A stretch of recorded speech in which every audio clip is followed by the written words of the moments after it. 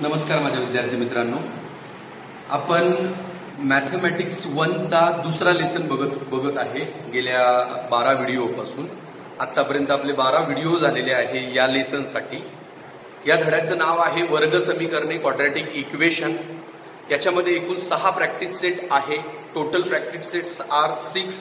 एकूण 6 सराव संच आहे आणि त्यातले आपण 5 सराव संच पूर्ण केलेले आहे. आता आपला शेवटचा सराव संच बाकी आहे, 6वा सराव संच, जो की आपल्याला माहिती आहे शाब्दिक उदाहरणांचा आहे, ज्याच्यासाठी मी कालचा एक व्हिडिओ टाकलेला आहे, व्हिडिओ नंबर 12. त्याच्यामध्ये तुम्ही बघा, त्याच्यामध्ये तुम्ही पहा की शाब्दिक उदाहरणं सोडवण्यासाठी नेमक्या कुठल्या कुठल्या गोष्टींची माहिती आपल्याला हवी असावी लागते. म्हणजे काय काय माहिती पाहिजे जेणेकरून आपण सराव म्हणजे शाब्दिक गणित सोडवू शकतो. ओके, तर ते आपण कालच्या व्हिडिओमध्ये बघितलेलं आहे. आज आपण डायरेक्ट प्रॅक्टिस सेट 2.6 ला स्टार्ट करतोय. सराव संच 2.6 ला सुरुवात करतोय आपण. सराव संच 2.6 मध्ये एकूण 10 गणित आहे बाळांनो. तर मी ते टर्न बाय टर्न घेतो आहे. 10 गणित आहे. मी त्याची काही प्रॅक्टिससाठी तुम्हाला होमवर्कसाठी काही गणित देऊ शकणार नाहीये. मी तुम्हाला रिक्वेस्ट करेल की तुम्ही हे 10च्या 10 गणित परत परत सोडवण्याची प्रॅक्टिस करा. 30 तुमची प्रॅक्टिस असेल. कारण परीक्षेला जर का आपण गणित टाकले बी तरी हे जशाच तसे टाकण्याचा चान्स जास्त असतो. किंबहुना याचं जे लॉजिक आहे ते तुम्हाला इतर गणितांसाठी सुद्धा थोडं कामं येऊ शकेल. त्याच्यामुळे हेच 10 गणित तुम्ही चांगले करण्याचा प्रयत्न करा. त्यासाठी आपण आता एक एक गणित बघण्याचा प्रयत्न करू. तर आज आपण सराव संच 2.6 स्टार्ट करतो आहे. प्रॅक्टिस सेट 2.6 त्याचं हे पहिलं गणित. सराव संच 2.6 शेवटचा सराव संच या धड्याचा पहिलं गणित. काय गणित आहे बघा, product of प्रगतीज age 2 years ago. म्हणजे प्रगतीच्या 2 वर्षापूर्वीच्या म्हणजे 2 years ago and 3 years hence. 2 वर्षापूर्वीच्या आणि 3 वर्षानंतरच्या वयाचा गुणाकार किती आहे? 84. तर फाइंड हर प्रेझेंट एज. म्हणजे प्रगतीच्या 2 वर्षापूर्वीच्या आणि 3 वर्षानंतरच्या वयाचा गुणाकार आपल्याला माहिती 84 आहे. तर तुम्ही तिचं आजचं वय काढा. मी तुम्हाला सांगितलेलं आहे की या गणितांमध्ये तुम्हाला सपोजची स्टेप लिहिता येणं खूप इम्पॉर्टंट असतं. याच्यात कसं असतं, जर आपल्याला एकच गोष्ट फाइंड आउट करायची असेल, जर आपल्याला एकच गोष्ट शोधायची असेल तर आपण त्यालाच एक्स म्हणणार. जसं की आता ते बोलतोय आपल्याला फाइंड हर प्रेझेंट एज, म्हणजे तिचंच वय शोधायचंय, त्यालाच आपण एक्स म्हणणार. पण जेव्हा दोन गोष्टी शोधायच्या असतात, म्हणजे समजा अजयचं पण वय शोधायचंय, विजयचं पण शोधायचंय. Suppose we have to find the age of Ajay as well as age of Vijay. तर अशा वेळी काय करावं लागतं, 2 नंबरला जे नेम आलेलं असतं, 2 नंबरला जे नाव आलेलं असतं त्याला एक्स म्हणतात. ते गणित आलं मी परत एकदा दाखवेल. काल पण मी तुम्हाला ते समजावून सांगण्याचा प्रयत्न केला होता. आता बघा, आपल्याला तिचे वय काढायचे आहे, तिचे आजचे वय. मग पहिली स्टेप काय, समजा तिचे आजचे वय, तिचे आजचे वय बरोबर एक्स वर्ष. कारण एज वर्षामध्ये काउंट होतं म्हणून एक्स वर्ष म्हणायचं आपण. सपोज हर प्रेझेंट एज, हर प्रेझेंट एज काय, तिचं प्रेझेंट एज काय समजा तर एक्स इयर्स. ओके, आता आपल्याला काय करावं लागतं, इक्वेशन बनवावं लागतं. त्यांचं विधान वाचून इक्वेशन बनवावं लागतं. म्हणून आपण त्याला म्हणतो bye given condition. Bye given condition बरोबर, दिलेल्या अटीनुसार. दिलेल्या अटीनुसार काय, आता ते जे सांगतात तसं गणित बनवायचं. काय सांगताय बघूया आपण, समजून घेण्याचा प्रयत्न करूया. दिलेल्या अटीनुसार ते काय बोलतात की product of प्रगतीज age 2 years ago, म्हणजे प्रगतीच्या 2 वर्षापूर्वीच्या आणि 3 वर्षानंतरच्या वयाचा गुणाकार. आता आज जर प्रगतीचं वय एक्स असेल ना बाळांनो, तर 2 वर्षापूर्वी किती असणार? आज माझं वय 40 आहे, तर 2 वर्षापूर्वी किती असणार? तुम्ही लगेच सांगाल 38. पण हे 38 येण्यासाठी मला आजच्या वयातून 2 काय करावं लागतात, मायनस करावं लागतात. कारण आज माझं वय 40 आहे, तर 2 वर्षापूर्वी ऑटोमॅटिकली 2 मायनस केल्यानंतर उत्तर किती येतं? 38. तसं आज माझं वय एक्स आहे म्हटलं, 2 वर्षापूर्वी म्हटलं एक्स मायनस 2 करावं लागेल ना मला. म्हणून तुम्ही लक्षात ठेवा, 2 वर्षापूर्वीचं वय म्हणजे एक्स मायनस 2 आणि 3 वर्षांनंतरचं म्हणजे आफ्टर 3 years म्हणजे नंतर पुढे ते एक्स प्लस 3. हा गुणाकार किती दिलेला आहे मला त्यांनी? 84. आता याला मी क्वाड्रॅटिक इक्वेशन मध्ये फॉर्म करणार. कसं, हे एक्स जे आहे त्याने सुद्धा ह्या एक्स प्लस 3 ला गुणा आणि हा -2 आहे त्याने सुद्धा एक्स प्लस 3 ला गुणा. ओके, लक्ष द्या, हे एक्सने ह्या ब्रॅकेटला वेगळं गुणायचं आणि या -2 ने वेगळं गुणायचं. काल तुम्ही दाखवलं होतं, एक्सने एक्सला गुणलं x², एक्सने 3 ला गुणलं 3x.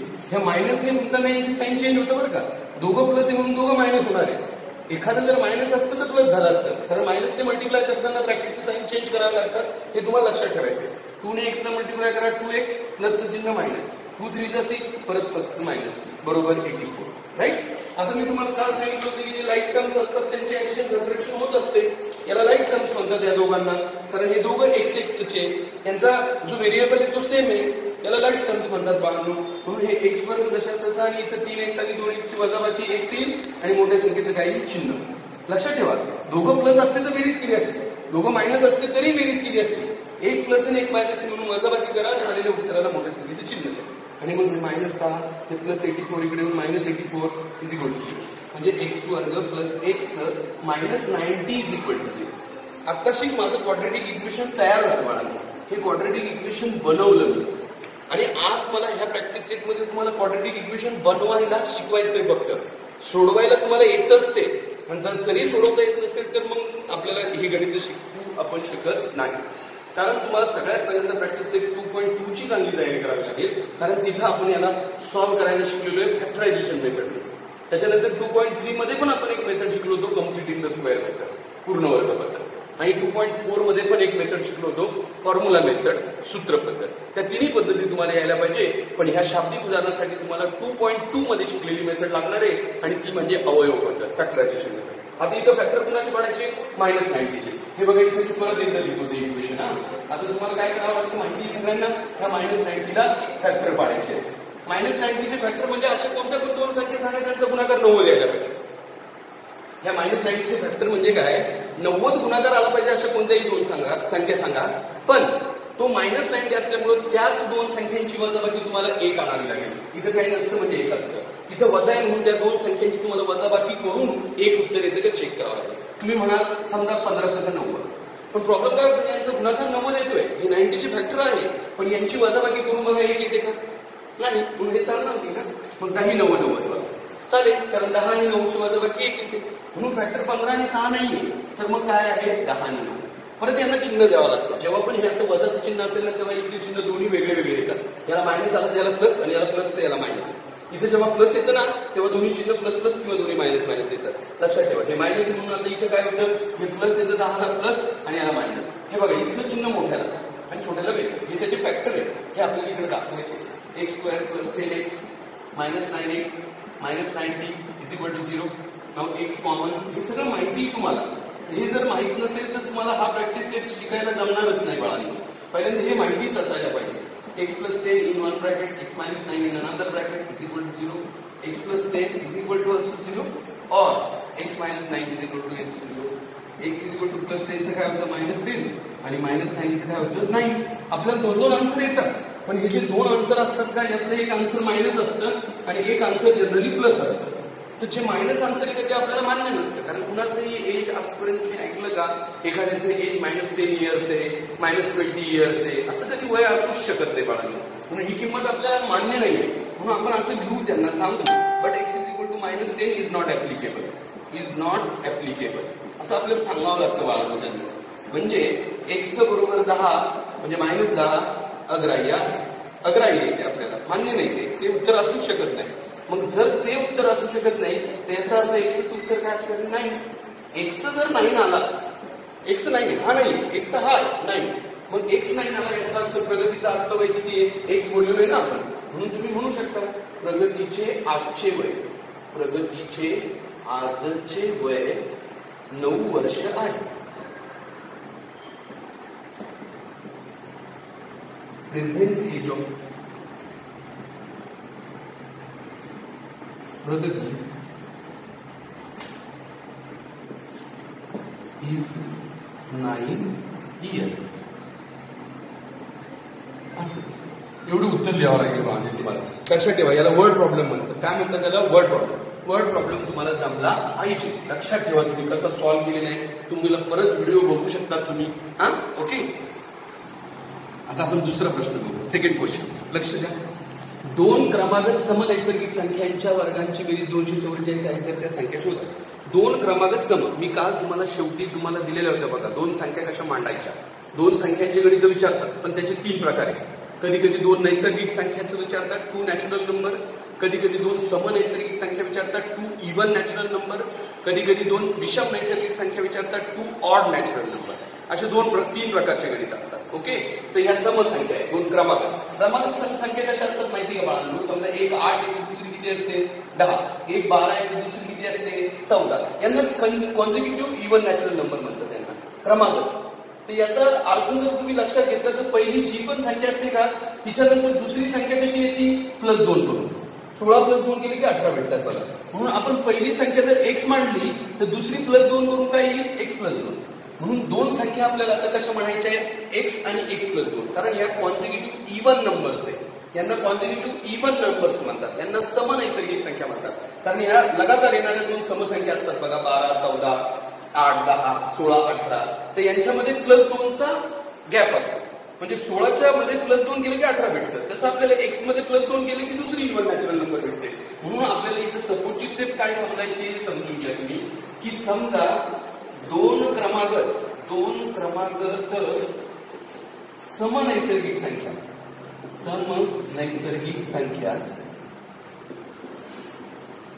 बरोबर x, x + 2 म्हणजे suppose two consecutive even natural number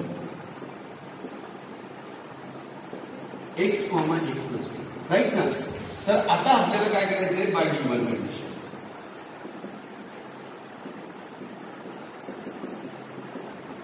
दिलेल्या ऍटमॉस्फिअर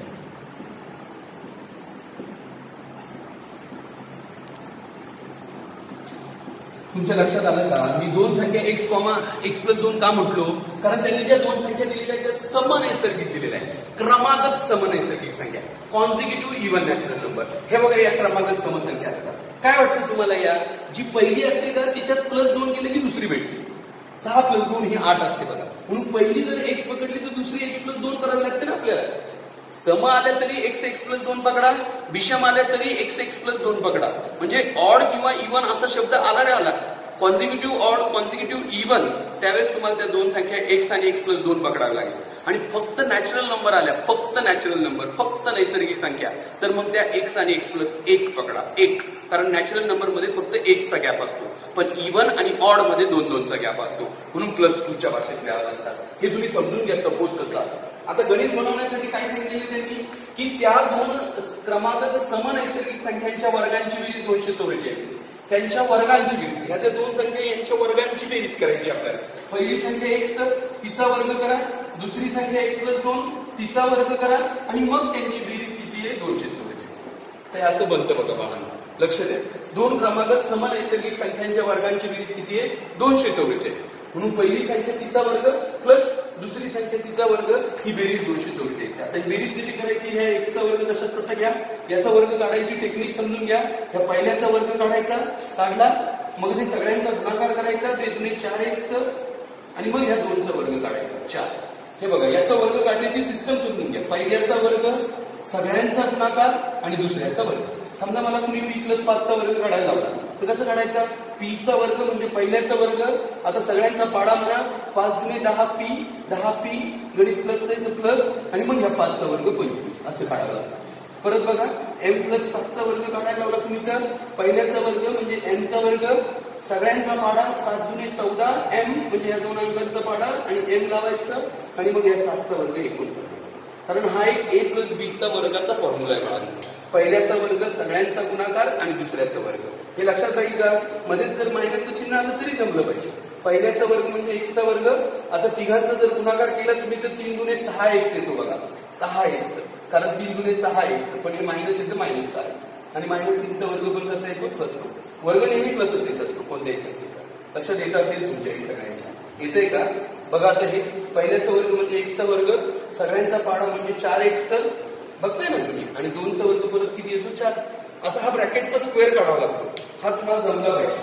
ब्रॅकेटचा स्क्वेअर तुम्हाला काढता आला पाहिजे. लक्षात ठेवा तोच इथं काढायचा आहे आपल्याला. मग लक्ष द्या ना. हे बघा पहिल्याचा वर्ग सगळ्यांचा पाडा दुसऱ्याचा वर्ग बरोबर 244. आता हे दोघं पण लाईक टर्म्स आहे आणि हे हा एकटा आणि हा एकटा हे दोघं लाईक टर्म्स आहे. x वर्ग x वर्ग मग हा x वर्ग हा x वर्ग 2x चा वर्ग. हे +4x जशाच तसा हा +4 जशाच तसा. हे +244 इकडे येऊन -244 = 0. परत हा 2x² जशाच तसा हा 4x जशाच तसा. यांच्या दोघांची लाईक टर्म्स मुळे क्रिया होईल काय होईल, प्लस मायनस म्हणून वजाबाकी 244 मधून 4 गेला 240 मोठ्या संख्येचं चिन्ह. आता याला आपल्याला सिम्प्लिफाय करावं लागतं, कारण इथे 2 येतं, यांना सगळ्यांना 2 ने डिवाइड करून घेऊ आपण, गणित छोटं बनेल आपलं. म्हणजे हा पहिला टर्म त्याला पण डिवाइड बाय 2, दुसरा टर्म त्याला पण डिवाइड बाय 2 आणि तिसरा टर्म त्याला पण डिवाइड बाय 2. असं करू शकतो आपण. एखाद्याच इक्वेशनला आपण 2 ने डिवाइड करू शकतो, 2 ने मल्टिप्लाय करू शकतो, कोणत्या तरी एका सेम नंबरने आपल्याला डिवाइड किंवा मल्टिप्लाय करता येतं. मग हे 2 2 बिकम कॅन्सल. या 2 ने याला भागलं तर 2 दुणे 4 आणि याला भागलं तर 120. 2 ने भाग जातो बघा, म्हणून आपण 2 ने भागले यांना. याला 2 ने, याला 2 ने, याला पण 2 ने. आणि मग हे इक्वेशन बनलं. दिसतंय तुम्हाला, x² + 2x - 120 = 0. आता याला मला सॉल्व्ह करायचं आणि याला सॉल्व्ह करायसाठी मला तुम्हाला शिकवायची गरज नको, कारण हे आपण शिकतच आलेलो आहे. आता धडा संपू लागलेला आहे आपल्याला.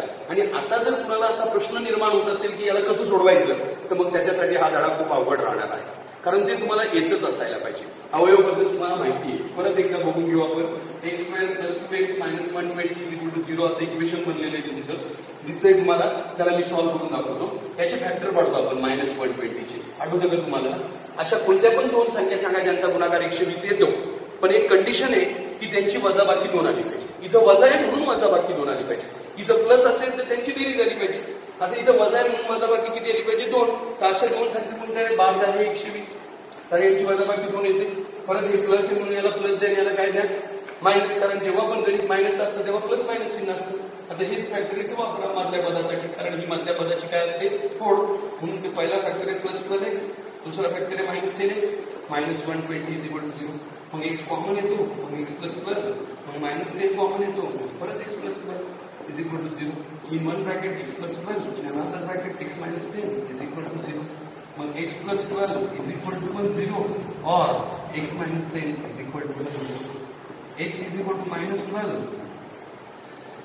or x = 10. मग आता इथं परत एकदा तुम्हाला माहिती आहे -12 पण उत्तर आलं आपलं आणि 10 पण उत्तर आलं, पण -12 is not applicable. x = -12 is not applicable.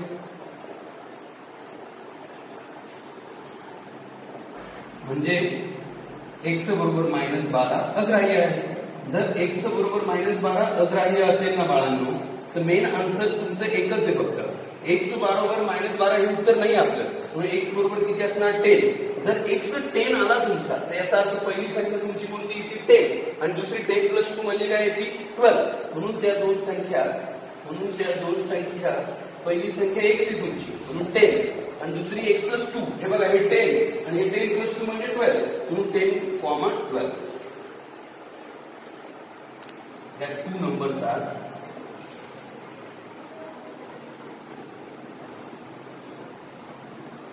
10, 12. एकदम इझी बघा, लक्षात घ्या. आपल्याला x बरोबर -12 हे पण उत्तर आलं आणि x बरोबर 10 हे पण उत्तर आलं, पण -12 हे उत्तर नाही आपलं. कारण मायनस कधीही म्हणजे इव्हन नैसर्गिक संख्या नसते. कारण नैसर्गिक संख्या कधी पण, नॅचरल नंबर कधी पण सगळ्या पॉझिटिव्ह असतात, बरोबर ना? आणि त्यांनी अट दिलेली की ते इव्हन नॅचरल नंबर पाहिजे, म्हणून ते पॉझिटिव्ह पाहिजे. मग पॉझिटिव्ह पाहिजे याचा अर्थ हे -12 नॉट ऍप्लिकेबल. म्हणून मेन आन्सर कोणतं आहे? x = 10. मग x 10 याचा अर्थ पहिली संख्या 10 आहे आणि दुसरी 10 + 2 म्हणजे 12. आता तुम्ही यांची जर काही दोन संख्यांच्या वर्गांची बेरीज करून बघितली ना, तर 244 भरेल बघा. कारण 10चा वर्ग 100 येतो बघा, 12चा वर्ग तुम्हाला माहिती 144 येतो आणि दोघांची बेरीज करून बघा 244 येते की नाही येते. म्हणजे आपण त्याचं गणित काय करून दाखवलं? सॉल्व्ह करून दाखवलं. लक्षात घ्या तुम्ही व्यवस्थित, एकदम इम्पॉर्टंट गणित आहे बघा हे गणित तुम्ही परत एकदा बघा आणि याला तुम्ही सॉल्व्ह करण्याचा प्रयत्न करा. ओके, तर आता आपण तिसरा प्रश्न बघू. याच्यामध्ये एकूण 10 प्रश्न आहे बाळांनो, तर वेळ लागणारच आहे आपल्याला सोडवायला. आता आपण थर्ड क्वेश्चन बघतोय. थर्ड बघा तुम्ही काय म्हणताय. मी इंग्लिशमध्ये प्रश्न लिहिलाच नाही यावेळी, पण मी या फ्लो चार्ट मध्ये इंग्लिशमध्ये नावं दाखवतोय तुम्हाला. बघा त्यांचं काय म्हणणं आहे, श्री मधुसूदन यांच्या संत्रा बाग, यांच्याकडे एक संत्रा बाग आहे.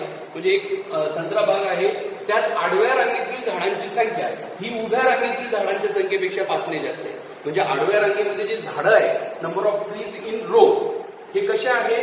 उभ्या रांगेतील झाडांच्या संख्येपेक्षा 5 ने जास्त आहे. म्हणजे जे number of trees in column असतात का, त्याच्यापेक्षा 5 ने जास्त आहे. ओके, तुम्हाला कळेलच थोडं काय. आणि ते बोलतात जर एकूण 150 झाडं असतील तर तुम्ही आडव्या तसेच उभ्या रांगेतील झाडांची संख्या किती? आडव्या रांगेतले पण झाडे काढा, म्हणजे find the number of trees in row, in each row.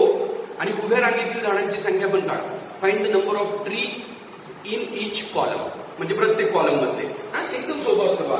आणि त्यांनी दिलं पण आहे आपल्याला की या डायग्रामनुसार तुम्ही गणित सोडवा. पहिल्यांदा ते बोलतोय की उभ्या रांगेतले झाडं एक्स पकडा, number of trees in column x पकडा. आणि मी पण तुम्हाला शिकवलं होतं की इथे जे दोन नावं असतात त्यातलं 2 नंबरला कोणतं नाव आलेलं आहे, आडव्या रांगेचं नाव 2 नंबर आलेलं आहे की उभ्या रांगेचं, उभ्या. म्हणून उभ्याच रांगेतली झाडं आपल्याला काय पकडायचे असतात, एक्स. तर त्यांनी ते स्वतः दिलेलं आहे की तुम्ही उभ्या रांगेतले झाडं एक्स पकडा, मग तुम्हाला आडव्या रांगेतले झाडं कळेल आणि मग तुम्ही एकूण झाडं घेऊन मग वर्ग समीकरण तयार करा, एक्सची किंमत काढा, मग तुम्ही उभ्या रांगेतले झाडं काढा आणि आडव्या रांगेतले झाडं काढा. एकदम इझी. त्यांच्या फ्लो चार्ट नुसार आपण जाऊया. म्हणून त्यांनी सांगितल्याप्रमाणे आपण गणित सोडवूया.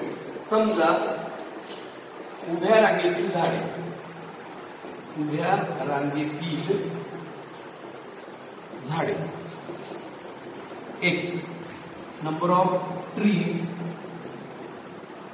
In column is equal to x. म्हणून आडव्या रांगेतील झाडे, आडव्या रांगेतील झाडे, number of trees in row किती येणार आता?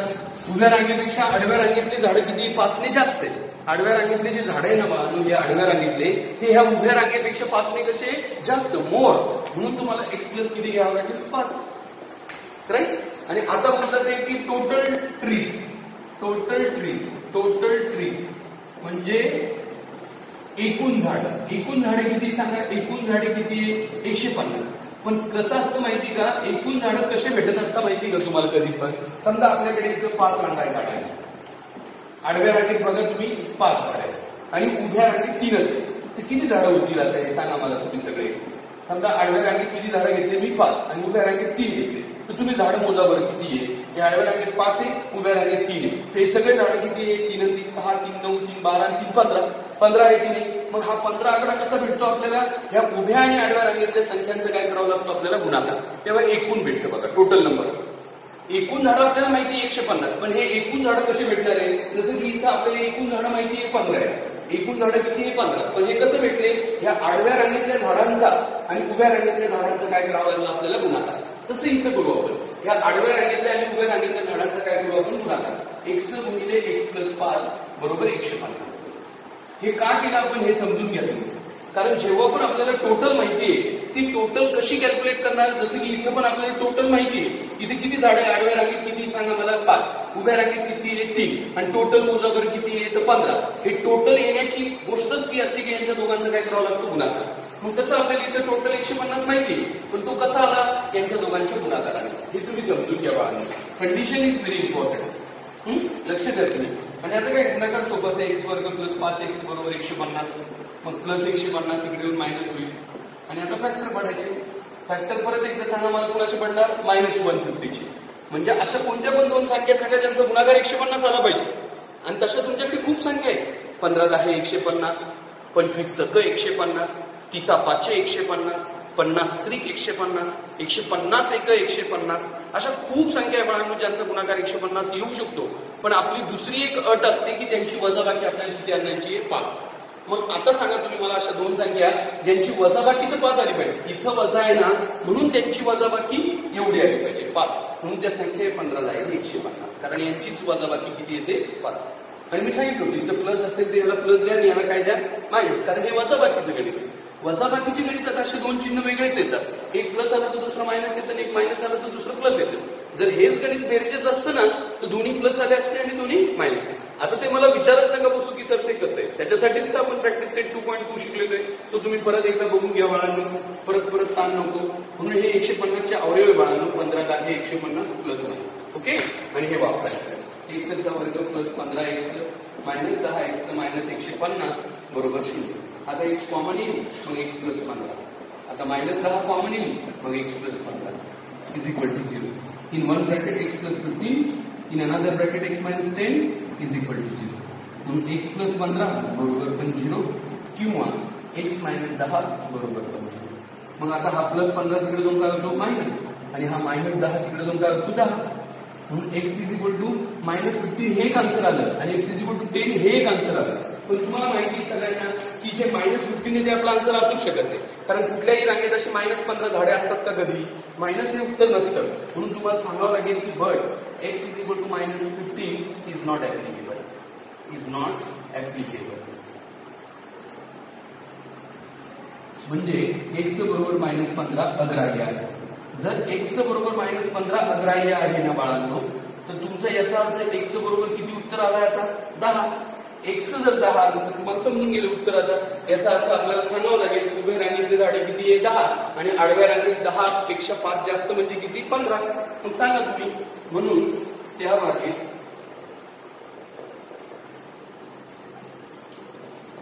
उभ्या रांगेत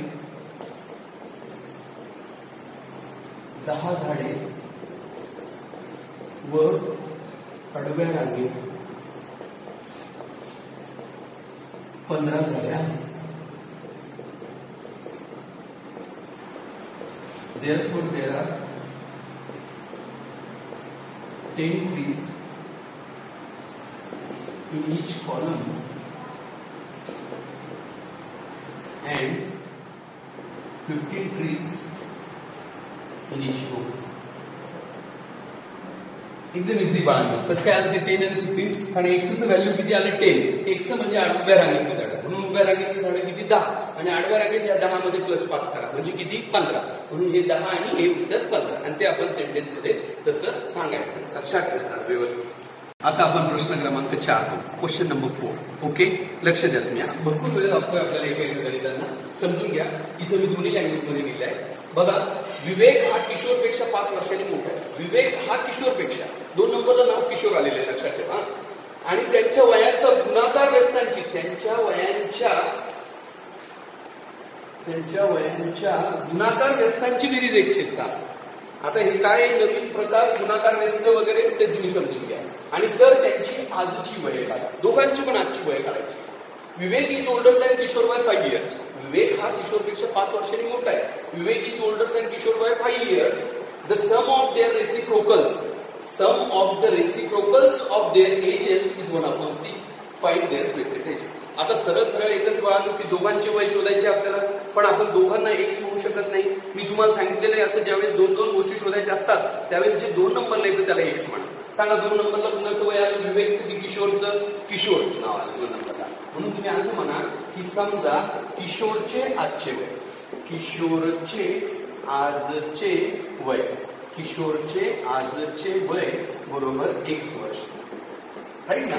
म्हणजे present age of Kishor is equal to x years. Okay, किशोरचे आजचे वय. आणि आता किशोरचे जर आजची वय x असेल तर तुम्ही विवेकचे मांडू शकता. विवेकचे आजचे वय किती असणार? तो त्याच्यापेक्षा 5 वर्षांनी कसा आहे? मोठा. प्रेझेंट एज ऑफ विवेकचं वय सांगा तुम्ही आता. 5 वर्षांनी मोठा सांगा तो. 5 वर्षांनी मोठा याच्यापेक्षा म्हणल्यावर x प्लस किती बनणार? तो 5, बरोबर ना? x प्लस 5च बनणार ना. हा जर x वर्षाचा आहे तर हा x प्लस 5चा असणार, कारण हा 5 वर्षांनी मोठा आहे. आणि आता आपल्याला ती कंडिशन कशी देत आहे बघा, बाय गिव्हन कंडिशन. दिलेल्या अटीनुसार.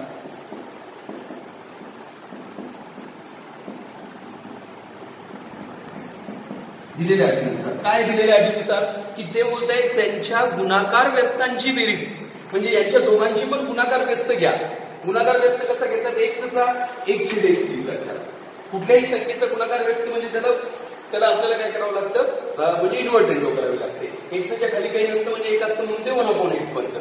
तर लक्षात ठेवा तुम्ही, एक्सचा गुणाकार व्यस्त म्हणजे रेसिप्रोकल म्हणजे 1/x, आणि याचा रेसिप्रोकल म्हणजे 1/x प्लस 5. आणि ही बेरीज आपल्याला त्यांनी घेतलेली 106. हे समजून घ्या हे कुठून आलं. हे जे वय आहे ना, हे किशोरचं वय किती आहे? x. विवेकचं किती आहे? x plus 5. पण आपल्याला अटीनुसार यांच्या व्यस्तांची काय करायची? बेरीज. यांची बेरीज नाहीये, यांच्या व्यस्तांची. तर याचा व्यस्त म्हणजे 1/x आणि याचा व्यस्त म्हणजे 1/x प्लस 5. याचा रेसिप्रोकल म्हणजे 1/x and reciprocal of this x plus 5 is equal to 1/x plus 5. आणि यांची ऍडिशन किती आहे? 1/6. आता ही ऍडिशन कशी करतात? खालच्यांचा गुणाकार खाली करतात. x ने कुणाला गुणायचे? x प्लस 5 ला, आणि तिरका गुणाकार x प्लस 5 एक x प्लस 5 आणि हा x एक x असा करत असता हा गुणाकार. लक्षात घ्या, खालच्यांचा गुणाकार खाली एक्स ने याला गुणायचे एक्स प्लस 5 असं एक्स गुणिले हा ब्रॅकेट एक्स प्लस 5 आणि तिरका गुणाकार एक्स प्लस 5 एक एक्स प्लस 5 आणि हा एक्स एक एक्स. समजून घ्या हे कसं झालं, लक्षात घ्या.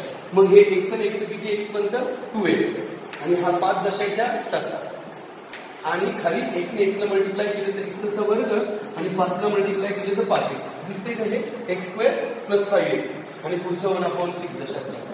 हे लक्षात आलं का तुमच्या?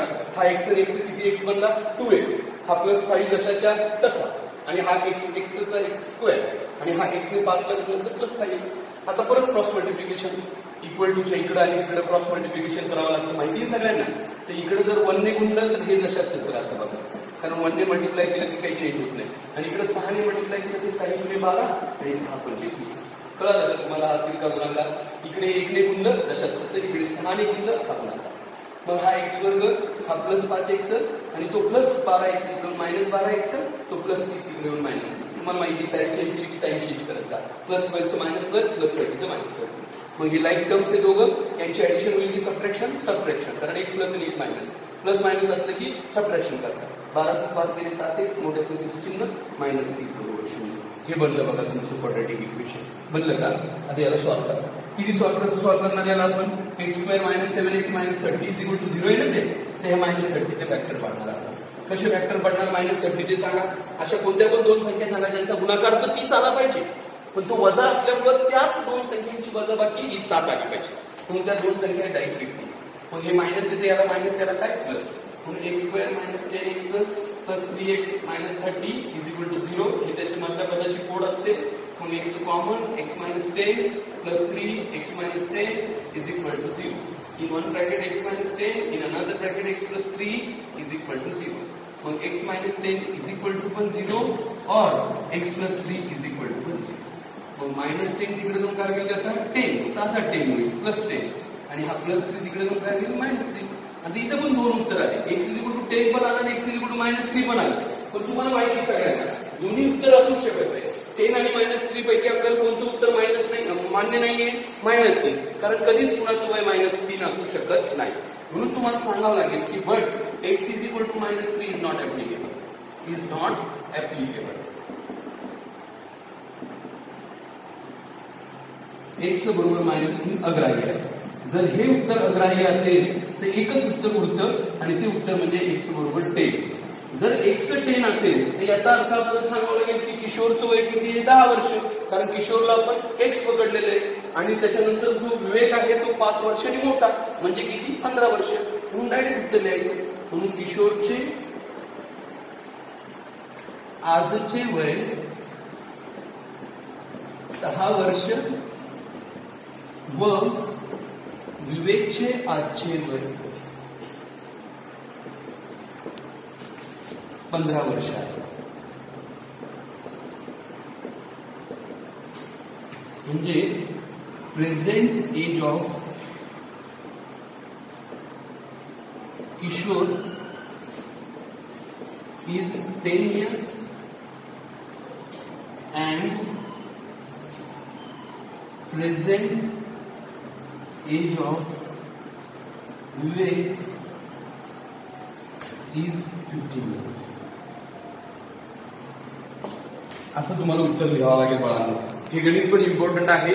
हे जरा रेसिप्रोकलचं गणित आहे, हे नीट समजून घ्या तुम्ही. परत एकदा व्हिडिओ बघा. 1-2 वेळा व्हिडिओ बघितला की तुम्हाला नक्कीच लक्षात येईल. ओके, तर आता आपण 5वं गणित बघूया. 5वं गणित बघा. आता तुम्ही समजून घ्या काय काढायचं आपल्याला. तर पहिल्या चाचणीतील गुण किती. ऍक्च्युली 2 चाचण्या झालेल्या, एक पहिली चाचणी झालेली आणि एक दुसरी चाचणी झालेली. पण त्यांचं म्हणणं आहे की सुयशला गणिताच्या पहिल्या चाचणीत मिळालेल्या गुणांपेक्षा पहिल्या चाचणीत जे पण गुण मिळालेले असेल त्याच्यापेक्षा दुसऱ्या चाचणीत 10 गुण अधिक मिळालेले. पहिलीपेक्षा दुसरीत 10 गुण जास्त मिळालेले. आणि काढायचं पण आपल्याला पहिल्या चाचणीतले गुण म्हणून आपण काय करणार. समजा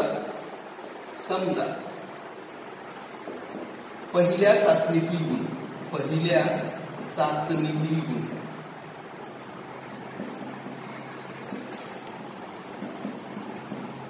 बरोबर x score of first test is equal to x. म्हणजे काय बघा, आता मी काय बोललो होतो तुम्हाला ज्यावेळेस दोन गोष्टी शोधायच्या त्यावेळेस तुमच्या समोर प्रश्न निर्माण होईल की एक्स कुणाला म्हणायचं, पण इथे एकच गोष्ट शोधायची, पहिल्या चाचणीतील गुण किती. म्हणून पहिल्याच चाचणीतल्या गुणला तुम्ही एक्स म्हणा आणि मग दुसऱ्या चाचणीतील गुण लिहिता येईल तुम्हाला. कसे लिहिता येईल दुसऱ्या चाचणीतील गुण बघा तुम्ही. त्यासाठी तुम्हाला प्रश्न वाचावा लागेल. दुसऱ्या चाचणीतील गुण तुम्हाला फाइंड आउट करायचे बाळांनो, तुम्ही लक्ष द्या. म्हणजे score of second test, score of second test. बघा आता तुम्ही फळ्याकडे बघा, लक्ष द्या बाळांनो. पहिल्या चाचणीतील गुण किती म्हटलो आपण एक्स, आणि ते काय म्हणताय की पहिल्यापेक्षा दुसरी 10 गुण जास्त मिळालेले, 10 गुण जास्त आहे. या पहिलीपेक्षा या दुसरी मधले जे गुण आहे ते 10 जास्त आहे, म्हणून तुम्हाला एक्स प्लस 10 करावं लागेल. आता हे कळून गेलं तुम्हाला की पहिल्या चाचणीत तिला एक्स मार्क पडलेले आहे आणि दुसऱ्या चाचणीमध्ये तिला एक्स प्लस 10 मार्क्स पडलेले, कारण सेकंड टेस्ट मध्ये तिला फर्स्ट टेस्ट पेक्षा 10 मार्क्स जास्त पडलेले होते, म्हणून एक्स प्लस 10 आले. आणि आता दिलेल्या अटीनुसार आपण गणित बनवू. बाय गिव्हन कंडिशन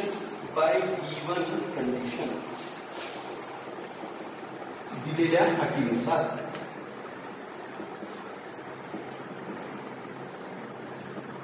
काय आता गिव्हन कंडिशन बघा. आता मी वाचतो विधान, तुम्हाला कसं लिहून दाखवतो.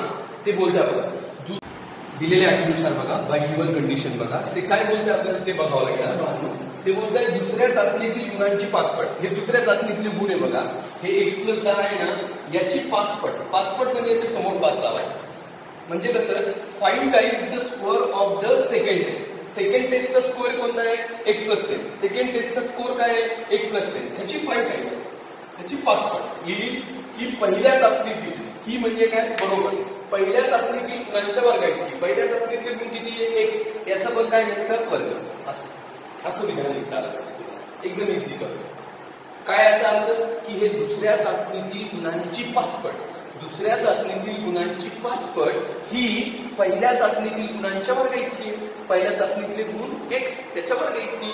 म्हणजे 5 times the score of second test. 5 times the score of second test is equal to the square of score of first test. म्हणजे फर्स्ट टेस्टच्या स्कोरच्या स्क्वेअर एवढे. लक्षात घ्या तुम्ही, हे विधान कसं बनतं ते सगळ्यात मेन आहे बाळांनो. बघा दुसऱ्या चाचणीतील गुण त्याची 5 पट, म्हणजे त्याला 5 लावा. ही म्हणजे बरोबर, हे शब्द जे असतात ते बरोबर असतात. आणि पहिल्या चाचणीतील गुणांचा वर्ग. पहिल्या चाचणीतील गुण किती एक्स, त्याचा वर्ग. एकदम इझी. आता सोडवा. 5x प्लस 5 झाले 50 आणि हे एक्सचा वर्ग. याला काय करू आपण फक्त असं टर्न करू, हा भाग इकडून हा भाग इकडून. चालेल ना, एक्सचा वर्ग आधी करून घ्या आणि हा 5x प्लस 50 पलीकडून घ्या. तेव्हा चिन्ह नाही चेंज करायचे. ज्यावेळेस तुम्ही साईड फिरवतो त्यावेळेस चिन्ह नाही चेंज करायचं. आता तुम्हाला हे इकडे आणताना चिन्ह चेंज करा. हे प्लस 5x ला मायनस 5x लिहा, प्लस 50 ला मायनस 50 लिहा, इज इक्वल टू 0. हे काय केलं मी फक्त ही साईड इकडून लिहिली आणि ही साईड इकडून लिहिली, असं करू शकतो. जर x is equal to y असेल तर मी y is equal to x म्हणू शकतो. x आणि y सारखा आहे तर y आणि x पण सारखा आहे. म्हणजे मला चिन्ह चेंज करायची गरज नसते तेव्हा. पण मला जेव्हा इकडची साईड इकडे आणायची असेल तेव्हा चिन्ह चेंज करायला लागतात. आणि आता ह्या मायनस 50चे फॅक्टर पडा, मायनस 50चे असे फॅक्टर पडा की ज्यांची वजाबाकी 5 झाली पाहिजे. 10 5 50. वजाबाकी का, कारण वजा आहे ना, वजाचे अवयव पडताना यांची वजाबाकी करावी लागते आणि ती वजाबाकी एवढी आली पाहिजे. आणि इथं वजा येते, याला वजा यायला काय प्लस, म्हणजे एक्सचा वर्ग minus 10x plus 5x minus 50 is equal to 0. मग x कॉमन, x मायनस 10 प्लस 5 परत x minus 10 is equal to 0. In one bracket x minus 10, in another bracket x plus 5 is equal to 0. But x minus 10 is also 0, or x plus 5 is also 0. But x is equal to 10 and x is equal to minus 5. Not applicable कोणती किंमत आहे आता? कोणती किंमत तुम्हाला मान्य नाहीये? एक किंमत आलेली x is equal to 10 आणि एक किंमत आलेली x is equal to minus 5. कोणती किंमत नॉट ऍप्लिकेबल असणार तुम्हाला? -5. कारण मायनस कधी मार्क्स नसतात. आजपर्यंत कधी ऐकलं का अमुक एखाद्या विद्यार्थ्याला -5 मार्क्स पडले किंवा -5 गुण पडले, म्हणून तुम्हाला ही नॉट ऍप्लिकेबल किंमत म्हणावं लागेल. But x is equal to -5 is not applicable, is not applicable. म्हणजे x बरोबर -5 अग्राह्य आहे. जर x बरोबर -5 अग्राह्य असेल ना बाळांनो, तर याचा अर्थ x चं एकच आन्सर आहे आणि ते आन्सर म्हणजे किती आहे 10. ते जर 10 असेल तर झालं आपलं काम. पहिल्या चाचणीतले गुण काढायचे होते आपल्याला आणि पहिल्या चाचणीतल्या गुणांना आपण x म्हणलो होतो आणि x किती आलाय आपलं 10, म्हणून तुम्ही लिहा. म्हणून पहिल्या चाचणीतील गुण 10 आहे. पहिल्या चाचणीतील गुण 10 राईट ना. सुयशचे अलीकडे शब्द वापरू शकतात.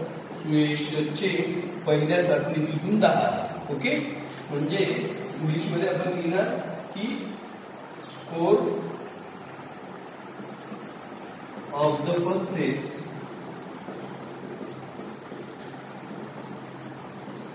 इज 10. एकदम इझी बघा, समजलं असेल तुम्हाला हे गणित. सपोजची स्टेप नीट लिहिता आली पाहिजे आणि वर्ग समीकरण तयार करता आलं पाहिजे. त्याला सॉल्व्ह कसं करायचं दॅट यू नो बेटर. लक्षात येते तुम्हाला सगळ्यांना. त्याच्यामुळे तुम्ही इक्वेशन बनवायला शिका. आता मी 5च गणित घेतलेले आहे, पुढचे 5 घेतले तर आपला व्हिडिओ खूप मोठा बनेल. त्याच्यामुळे आज आपल्याला या प्रॅक्टिस सेटला 2 व्हिडिओमध्ये डिवाइड करावंच लागणार आहे. आज आपण पहिले 5 गणित घेतलेले, प्रश्न क्रमांक 1 ते 5, क्वेश्चन नंबर 1 to 5. ओके, ते तुम्ही नीट व्यवस्थित बघा. त्याच्यावर मी थोडासा तुम्हाला होमवर्क पण देतोय, तो होमवर्क पण तुम्ही कम्प्लीट करू नका. होमवर्कला मी तुम्हाला 3 गणित देतोय बाळांनो. हे 3ही गणित तुम्हाला सॉल्व्ह करण्यासाठी पहिले 5 गणित समजलेले पाहिजे. पहिले 5 गणित नीट बघा आणि मग हे होमवर्कचे 3 गणित तुम्ही सोडवा आणि मला दाखवा. पहिलं गणित बघा, 2 क्रमागत समनैसर्गिक संख्यांच्या वर्गांची बेरीज 100 आहे तर त्या संख्या शोधा. ओके, म्हणजे sum of the square of the 2 consecutive even natural numbers is 100. Find that numbers. म्हणजे 2 कॉन्सिक्युटिव्ह इव्हन नॅचरल नंबर आहे, म्हणजे इथं तुम्हाला x आणि x+2 पकडावे लागेल. 2 क्रमागत विषम नैसर्गिक संख्यांच्या वर्गांची बेरीज 130 आहे तर त्या संख्या शोधा. Sum of the squares of the 2 consecutive odd natural numbers is 130. Find that numbers. इथं पण ते 2 नंबर तुम्हाला x आणि x+2 पकडावे लागेल. इथं पण ते 2 नंबर तुम्हाला x आणि x+2 पकडावे लागेल, कारण इव्हन असले तरी तेच असतात ते आणि ऑड असले तरी तेच असतात ते. ओके, अशा टाईपचे एक गणित आहे प्रॅक्टिस सेट मधलं दुसरं गणित, ते तुम्ही नीट बघा. आणि हे एक गणित तिसरं करा. अनु ही मिनूपेक्षा 7 वर्षांनी मोठी आहे. जर त्यांच्या वयांचा गुणाकार 60 वर्ष असेल तर त्यांची वय काढा. अनु आणि मिनूचं गणित आहे बघा. Anu is 7 years older than Minu. If the product of their ages is 60, find their ages. जर त्यांच्या वयांचा गुणाकार 60 असेल तर त्यांची वय शोधा. ओके, तर हे 3 गणित तुम्ही करा. व्हॉट्सअप वरती मला ते फोटो काढून दाखवा.